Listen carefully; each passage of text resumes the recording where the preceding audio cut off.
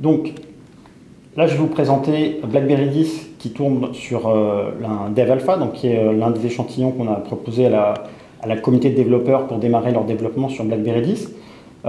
Donc là, j'ai le téléphone que je sors de ma poche, donc qui était bloqué. Lorsque je vais juste glisser mon doigt sur l'écran, en fait, je vais afficher les informations principales que sont donc les notifications qui sont arrivées, mes rendez-vous à venir et également l'heure. Hein. C'est tout bête, mais imaginez le nombre de fois dans la journée où vous sortez juste votre smartphone de la poche juste pour regarder le prochain rendez-vous ou simplement l'heure. Quand je glisse mon doigt sur l'écran, je vais dévoiler au fur et à mesure ce qui se trouve en dessous donc, de l'écran, donc le dernier état dans lequel mon téléphone était lorsque je l'ai quitté. Et là, donc, je dévoile l'écran d'accueil de BlackBerry 10.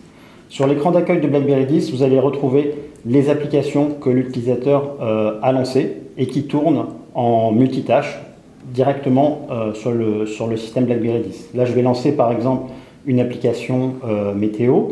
Voilà. Vous voyez au passage que l'application maintenant apparaît sur cet écran.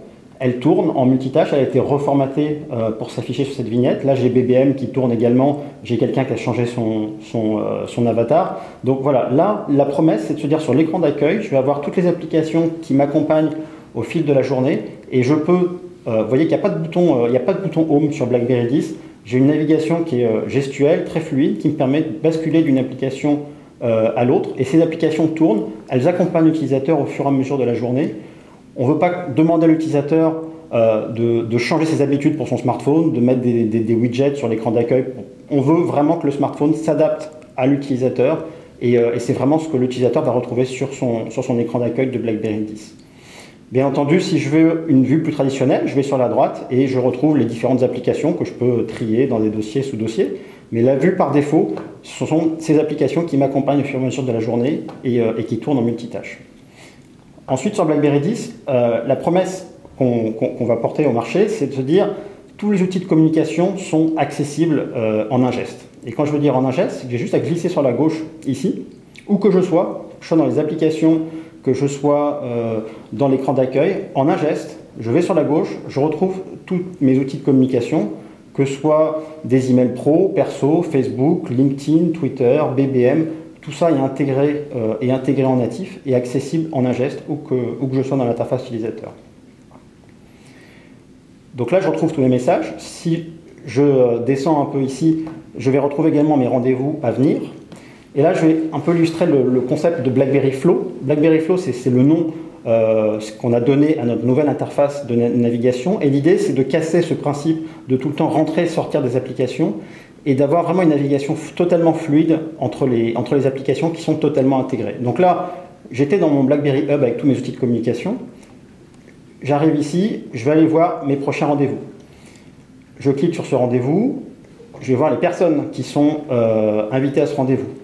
Si je prends par exemple Glenda qui est l'origine du rendez-vous, ici je vais retrouver par exemple les actualités sur sa société, qui sont directement récupérées d'Internet, les activités qu'elle a postées sur les réseaux sociaux. Là, je vais retrouver les échanges d'emails qu'on a pu faire pour préparer ce rendez-vous. Je ne suis pas sorti de mon BlackBerry Hub avec mes outils de communication. Vous voyez que je ne suis pas rentré dans une application contact, calendrier. Je vais à un rendez-vous, je sais de manière très rapide, en un clic, ce que la personne a fait sur les réseaux sociaux, l'actualité de sa société, les échanges d'emails qu'on a pu faire pour préparer ce rendez-vous. Je vais à un rendez-vous totalement informé et je n'ai pas eu à rentrer, à sortir de plusieurs applications. Donc c'est vraiment cette promesse qu'on a avec BlackBerry Flow d'avoir une expérience totalement intégrée. Ensuite, ce que je voulais vous montrer, c'est BlackBerry Peak. C'est la manière dont on va gérer les notifications sur BlackBerry 10. Donc je vais repartir sur, par exemple, cet exemple-là. Imaginons maintenant que j'ai une notification qui est arrivée. Je glisse mon doigt ici, je vais retrouver les notifications sur la gauche. Donc par exemple, j'attendais un BBM important. Je glisse mon doigt ici et vous voyez que je peux voir immédiatement que le message qui est arrivé, ce n'est pas celui que j'attendais, je reste dans mon application.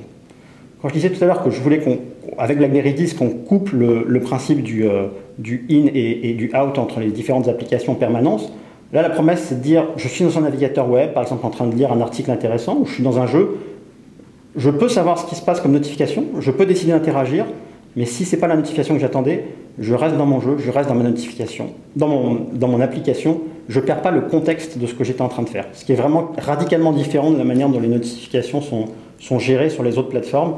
Là, j'ai un contrôle total de la manière dont je vais gérer mes notifications, mais je ne perds pas le contexte de ce que j'étais en train de faire. Si j'étais dans une partie sur un jeu, je reste dans ce jeu. Donc si j'étais en train de lire un article professionnel, je reste dans cet article, je ne perds pas le contexte de ce que j'étais en train de faire.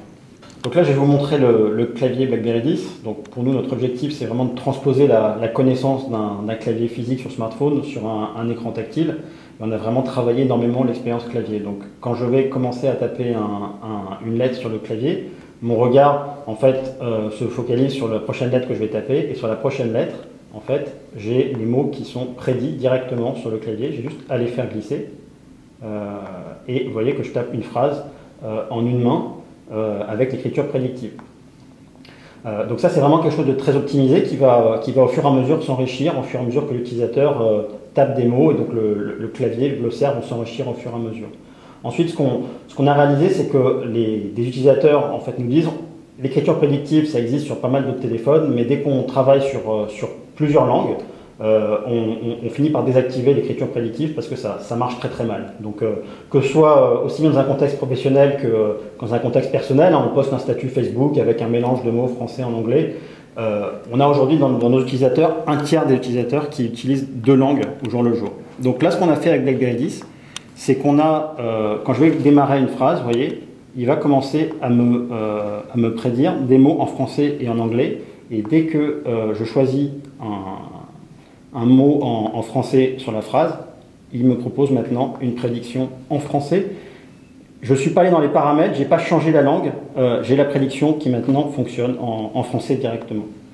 Donc là, j'ai, avec BlackBerry 10, une prédiction qui peut être gérée directement en plusieurs langues de manière intelligente. Ensuite, ce que je voulais vous montrer, c'est également la correction qui va se faire de manière très optimisée, la correction orthographique qui va se faire de manière très optimisée sur BlackBerry 10. Donc là, j'ai tapé I2L, il me l'a transformé en I will en anglais, et vous voyez que directement, j'ai cette correction qui a été effectuée. Maintenant, je vais taper une autre phrase qui est I'm feeling. Là, je vais taper I2L, la même chose que ce que j'ai tapé en début de phrase, espace, c'est pas corrigé.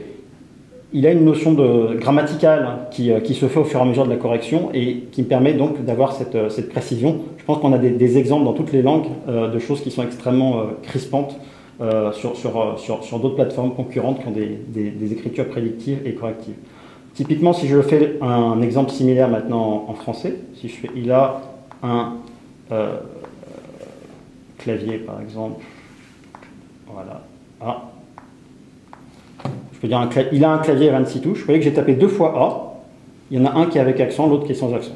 Donc c'est vraiment cette notion de correction qu'on a poussée très très loin et qui est prédictive et contextuelle en fonction de l'endroit où je tape dans la phrase.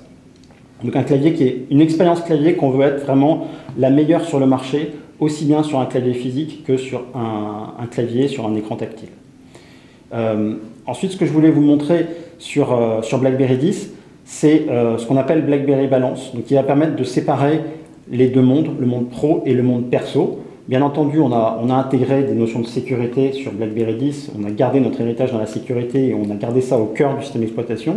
Mais avec BlackBerry 10, on va pouvoir vraiment séparer les deux mondes. Je glisse mon doigt ici sur l'écran et vous voyez que j'affiche un onglet, Personal, Work. Là, je vais basculer dans mon environnement professionnel qui va me demander un mot de passe. Hop. Voilà.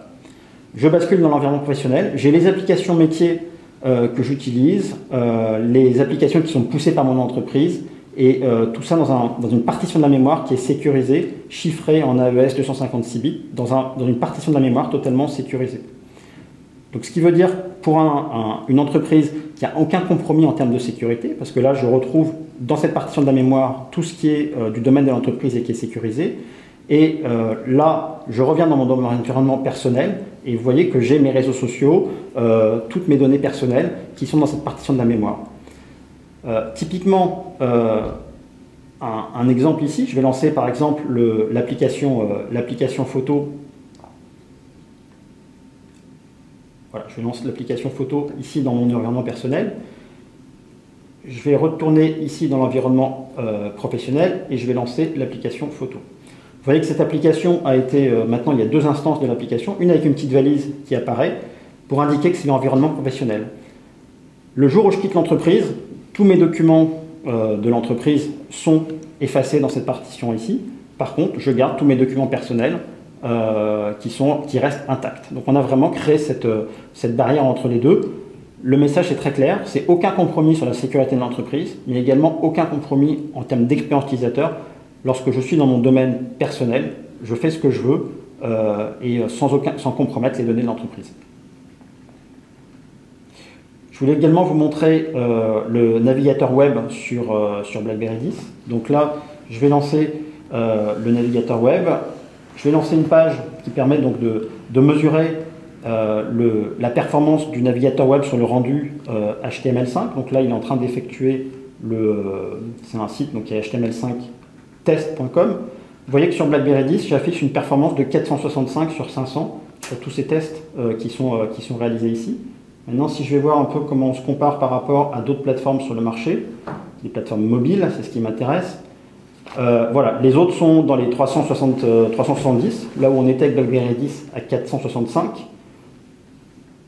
Aucune plateforme aujourd'hui sur le marché arrive à ce score de 465. Donc on a avec BlackBerry 10 le meilleur moteur de rendu HTML5 et on a également le meilleur moteur de rendu Flash, puisque c'était quelque chose qu'on avait déjà intégré sur notre tablette et que vous aviez probablement eu déjà l'occasion de tester. Donc on a vraiment le meilleur du web sur BlackBerry 10 avec l'intégration du HTML5 et du Flash.